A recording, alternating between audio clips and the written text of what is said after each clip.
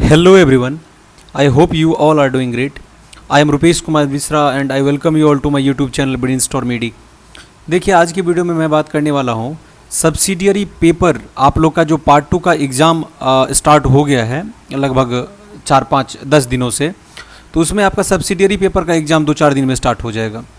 तो subsidiary paper को आप लोग 2 दिन में कैसे तैयार कर सकते हो, तो इसके लिए मैं आपको ट्रिक बताऊंगा कि 2 दिनों के अंदर आपको कैसे तैयार करना है, और जो मैं आपको ट्रिक बताऊंगा उसको आपको फॉलो करना है, क्योंकि ऑनर्स पेपर के अलावा आपका अनुषांगिक विषय भी होता है, तो इसका भी एग्ज़ाम अच्छा होना चाहिए और इसमें भी आपको अच्छा स्कोर करना है। तो इसको 2 दिनों में कैसे तैयार करोगे, क्योंकि आपका एग्ज़ाम का भी मात्र 2 से 3 दिन रह गया है। पहला सब्सिडियरी पेपर आपका 2 से स्टार्ट होगा, 2 तारीख से। MCQ multiple choice question objective वो कहाँ से आप तैयार करोगे, तुक्का से सही जवाब आप कैसे दोगे, अगर आपको आंसर नहीं भी पता है फिर भी आप सही जवाब कैसे दे सकते हो, एग्ज़ाम पैटर्न में कोई बदलाव हुआ है या नहीं, मतलब सब्जेक्टिव ही होगा या ऑब्जेक्टिव होगा, ये भी थोड़ा मैं चर्चा करूँगा। और आपको जो क्वेश्चन नहीं आता है उसका जवाब कैसे आप सही दे सकते हैं। अगर मैं जो आपको बताऊंगा अगर आप ध्यान से सुनोगे तो निश्चित रूप से क्वेश्चन का आंसर नहीं आने के बावजूद भी आप उसको बेहतर ढंग से सॉल्व कर दोगे और वो आपका सही हो जाएगा।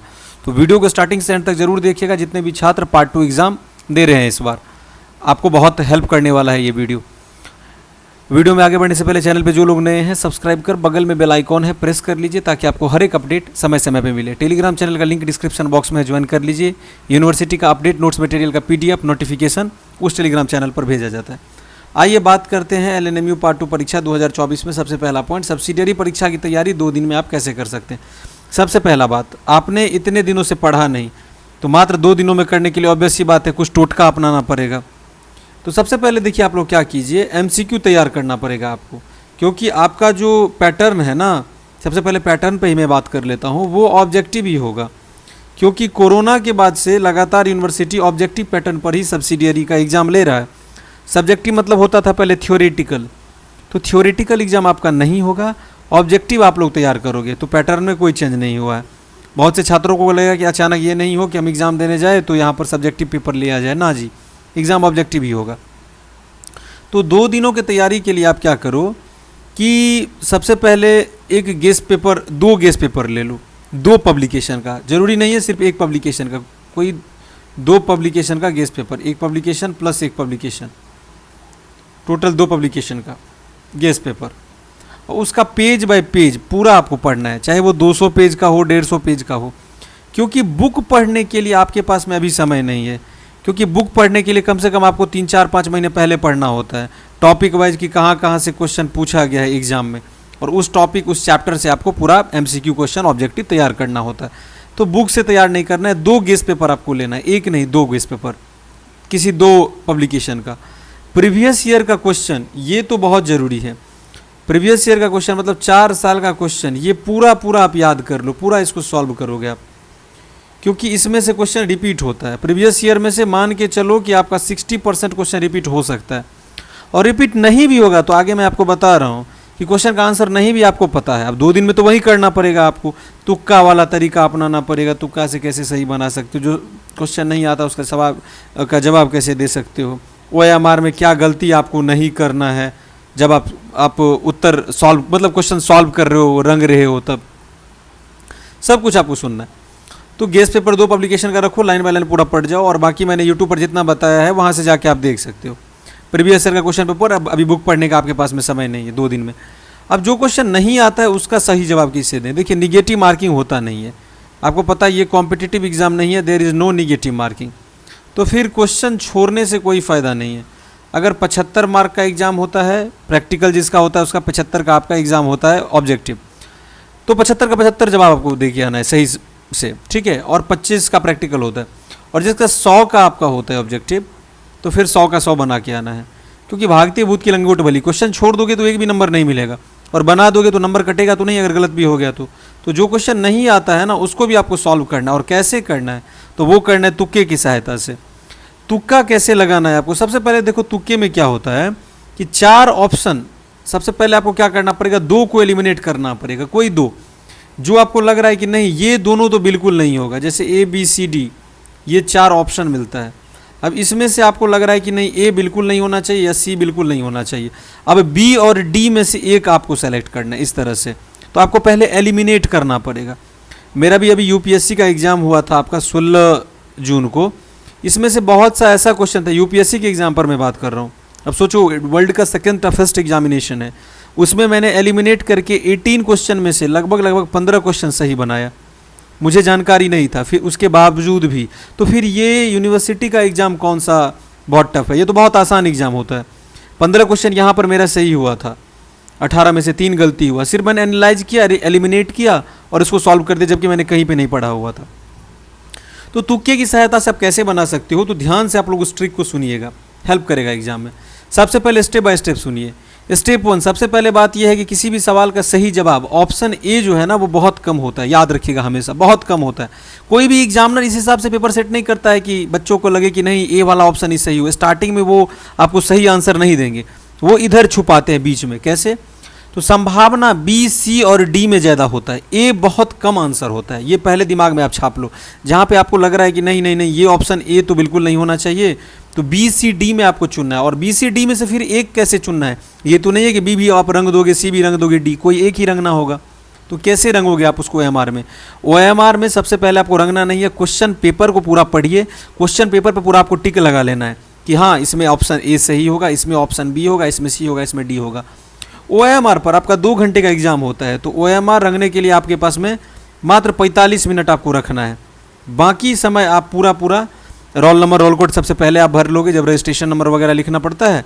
उसके बाद सबसे पहले क्वेश्चन पेपर पर ही टिक कर लेना कि हाँ इसका ये हमको टिक करना है, और लास्ट में जाके OMR आपको भरना है। अब बहुत से छात्र ऐसा करते हैं जैसे मान लो 5 क्वेश्चन बना लिया और उस 5 का OMR भर लिया पहले। नहीं, पूरा क्वेश्चन सॉल्व कर लो। अगर 75 है तो 75 का 75 और 100 है तो 100, और पूरा क्वेश्चन पे टिक लगाने के बाद क्वेश्चन पेपर पर फिर आपको OMR रंगने वाला काम स्टार्ट करना है। ठीक है जी, चलिए ये सब तो अपना अपना सबका तरीका होता है। मुझे जो तरीका बेहतर लगा मैंने आपको बता दिया। यही तरीका मैंने अपने परीक्षा में भी अपनाया था यूपीएससी वाले में। पहले क्वेश्चन पे मैंने टिक कर लिया, आराम से लास्ट में OMR को भर लिया उस हिसाब से जैसे जैसे मैंने टिक किया था। तो मान लीजिए किसी सवाल में आपको बी, सी और डी में कन्फ्यूजन है। अब इसमें इस तीनों में ध्यान से सुनिएगा, 4 ही ऑप्शन रहता है। तो आप बिना सोचे समझे आप क्या करो, ऑप्शन सी पे टिक कर दो। आप बिना सोचे समझे, अगर आपको बी, सी, डी में कन्फ्यूजन लग रहा है तो सी पे टिक करो, बी पर भी नहीं करना है। 60% आपका ये सवाल सही हो जाएगा, 60% चांस है। देखो जब तुक्का का ही बात है तब तो गारंटी कोई नहीं देगा, लेकिन फिर भी जितना हद तक हो सकता है मैं समझा रहा हूँ आपको, कोशिश कीजिएगा, एलिमिनेट कीजिएगा, थोड़ा कॉमन सेंस का प्रयोग कीजिएगा। आंख मूंद के नहीं सीधे टी में टिक कर देना है, सी में पढ़ना है पहले क्वेश्चन को। और उसके बाद बहुत सा क्वेश्चन ऐसा होता है जिसका आंसर क्वेश्चन में ही छुपा रहता है, तो देखना है कि हाँ सी होना चाहिए तो सी में टिक कर दो, 60% सही होगा। अब स्टेप 2 सुनो ध्यान से। अब किसी सवाल में आपको लग रहा है कि ए, सी और डी के सही होने की संभावना दिख रही है, ए, सी, डी में बी तो बिल्कुल नहीं लग रहा है कि होगा, तो उस जगह पर आपको सी टिक करना है। अगर आपको लग रहा है कि बी नहीं होगा, ए, सी, डी में से कोई एक होगा, तो फिर आपको क्या टिक करना है, सी ही टिक करना है। अब सुनो स्टेप 3 सुनो। अब जिस सवाल में ऑप्शन ए, बी और डी में कंफ्यूजन हो, सी तो होगा ही नहीं इस केस में, तो फिर आप ऑप्शन बी को चुनोगे। 3 में आपको कन्फ्यूजन हो, एक पहले आपने एलिमिनेट कर लिया, आपको कन्फ्यूजन है कि जी हमारा इस तीनों में से एक होगा तो बी को टिक करो, डी और ए को एलिमिनेट करके हटा दो और एक को रंगना है। ये नहीं कि यहाँ पर 3 को OMR पे रंग देना, रंगना कोई एक को ही है। जैसे ए, बी, सी, डी ऑप्शन मिलेगा तो मान लो ए रंग रहे हो तो इस हिसाब से ए को आप फिल करोगे ब्लैक बॉल पॉइंट पेन से। अगला सुनिए, अगर किसी सवाल का जवाब ऑप्शन डी बिल्कुल नहीं हो सकता, तो ए, बी और सी में अगर कन्फ्यूजन लग रहा है, ये नहीं होगा मान लो, और ए, बी, सी में कन्फ्यूजन है, तो फिर इसमें भी आपको ऑप्शन सी पर ही क्लिक करना है। ज़्यादातर केस में ऑप्शन सी सही होता है। अब किसी सवाल में ऑप्शन ए और बी के बीच आपको असमंजस हो, चलो दोनों को मैंने हटा दिया, सी और डी को इस बार, तो आप बी ऑप्शन को चुनिए। बी को प्रायोरिटी ज़्यादा दीजिएगा, ए को नहीं। ए और बी में अगर कन्फ्यूजन है तो ठीक है, हर जगह ये लागू नहीं करना है, जिसका उत्तर नहीं पता हो बस उसी में करना है। हर जगह लागू करोगे तो फिर सारा खेल बिगड़ जाएगा, सारा गड़बड़ हो जाएगा। अब मान लीजिए जिस सवाल में ऑप्शन ए और डी में कन्फ्यूजन हो, बी और सी मान लो आपको पता है कि नहीं हो सकता है, नहीं ये तो नहीं होगा, तो ए और डी में से किसको चुनना है? तो ए और डी में कन्फ्यूजन है तो डी ऑप्शन को चुनिए। ए को जो है ना वरीयता बहुत कम मिल रहा है, और ये रियलिटी है, ए में ए बहुत कम का आंसर होता है, डी को चुन लीजिएगा। अगर ए और डी में आपको एलिमिनेट करके चुनना पड़ रहा है तो फिर उसके बाद मान लो अगर ए और सी के सही होने की संभावना आपको ज़्यादा दिख रहा है, बी और डी को हटा दीजिए इस बार, और लग रहा है कि ए और सी में से कोई एक होगा, ऑप्शन सी को टिक कर दीजिए, ए को छोड़ दीजिएगा। किसको टिक करना है? सी को। आपको मैं बता देता हूँ, वैसे आपको कोई परीक्षा तुक्का लगाकर क्लियर नहीं किया जा सकता है। कोई भी परीक्षा हो, चाहे वो आपका गवर्नमेंट एग्जाम हो, चाहे वो कोई भी एग्जाम हो, यूनिवर्सिटी एग्जाम हो या बोर्ड एग्जाम हो, वहाँ आपको 60 से 70% प्रश्नों के जवाब आना ही चाहिए। ये जो तुक्का वाला काम कहाँ आता है? 10, 15, 20 नंबर के लिए आपको जो लगता है कि हाँ मेरा नहीं आ रहा है, कम पड़ रहा है, तो तुक्का वहाँ पे काम आता है 30% के लिए। ऐसे में अगर आप ये जो ट्रिक मैंने आपको बताया इसको फॉलो करोगे तो आपका सही होगा। ऐसा है कि नहीं होगा।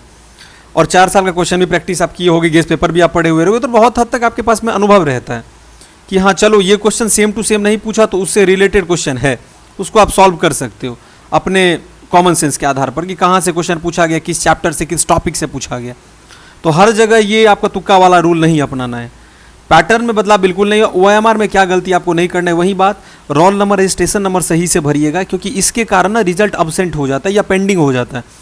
और उस पर वाइटनर का यूज बिल्कुल नहीं करना है। और सबसे पहले वही बात, क्वेश्चन पेपर पर आप क्या करोगे? टिक कर लोगे कि हाँ इसका ABCD ये सही होगा, और बाद में फिर OMR को रंगने वाला कार्यक्रम स्टार्ट करोगे।